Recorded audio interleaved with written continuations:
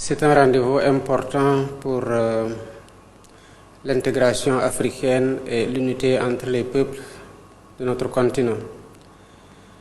J'ai participé pour ma première fois et je voudrais profiter de cette occasion pour remercier mes collègues chefs d'État et de gouvernement qui m'ont très bien accueilli.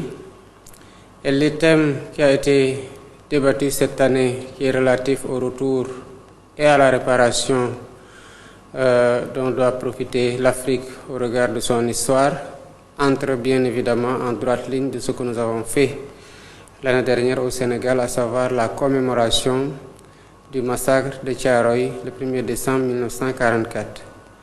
Cela veut dire que le Sénégal inspire et cela veut dire que le Sénégal représente un phare sur le plan de la démocratie et du respect qu'il est donné par tous les peuples d'Afrique.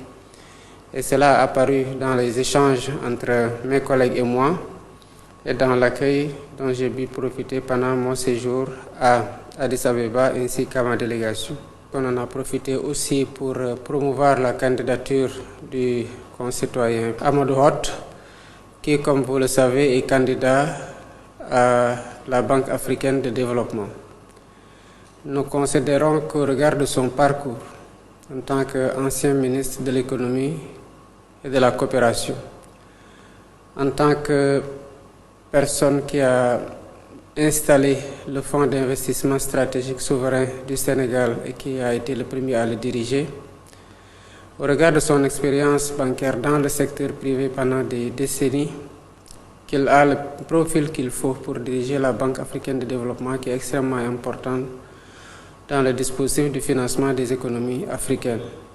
Et les échanges que j'ai eu avec beaucoup de chefs d'État consistaient à présenter officiellement la candidature du compatriote et à leur demander non seulement de la soutenir, mais de la plaider aussi au niveau de leurs homologues africains.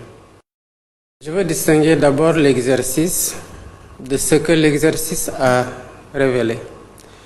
L'exercice consistait à faire le point sur les finances publiques du pays telles que nous en avons hérité. Nous ne l'avons pas fait parce que nous voulions juste le faire. Nous l'avons fait parce que c'était une obligation légale. Et je rappelle, s'il en était encore besoin, que j'ai levé la main devant le peuple sénégalais et devant Dieu et j'ai juré de respecter la loi et de la faire respecter.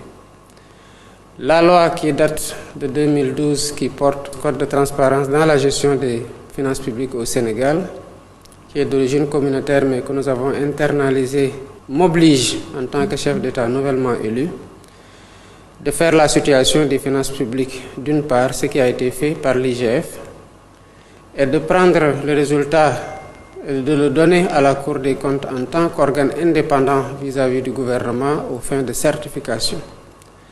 La Cour des comptes a procédé à cet exercice et a rendu public le rapport comme l'y oblige aussi la loi. Sous ce rapport, ce n'est ni un miracle, ni une prouesse.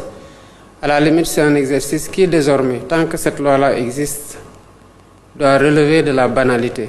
Et les Sénégalais seront de plus en plus informés de la situation de leurs comptes publics qu'ils nous ont confiés en tant que gouvernement. Par rapport maintenant à ce que cette audit a révélé aux yeux des observateurs qui nous ont suivis depuis au moins 2018, ils ont dû se rendre compte que depuis 2018, nous avions alerté sur la trajectoire que prenaient les finances publiques au Sénégal, notamment sur le plan du dépassement des ressources externes. Après mon élection, avant même que je ne prête serment, j'avais reçu certaines personnes qui avaient des responsabilités dans le pays pour parer au plus pressé par rapport aux urgences, voir quel était l'état des comptes. De ces échanges, il était apparu que le terme dette cachée était sorti. Quand on a demandé, on nous a expliqué de quoi il s'agissait. Et dans le cadre de ces échanges aussi, la loi de 2012 portant code de transparence dans la fonction publique a été évoquée, comme pour nous rappeler que nous en avions l'obligation. Nous en avons tiré toutes les conséquences et nous avons procédé à l'audit. Je disais qu'en 2018, déjà, nous avions écrit aux institutions de Bretton Woods au ministre de l'économie et des finances de l'époque pour tirer la sonnette d'alarme sur la trajectoire catastrophique qui était en train de prendre nos finances publiques. Ni le gouvernement, ni les partenaires ne nous avaient écoutés. Et la situation est là aujourd'hui, nous la vivons.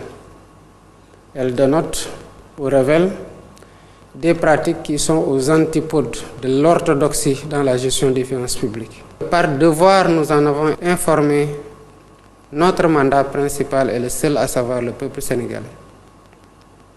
Ce à quoi nous nous attelons très rapidement, c'est de trouver des solutions aux problèmes qui ont été notés. Il s'agit de réformes qui vont intervenir le plus rapidement possible pour éviter qu'à l'avenir, des gouvernants irresponsables puissent faire la même chose. Ça, il est de notre responsabilité de l'empêcher pour le futur. Évidemment, vous en conclurez que jamais je ne procéderai comme ça dans ma gouvernance.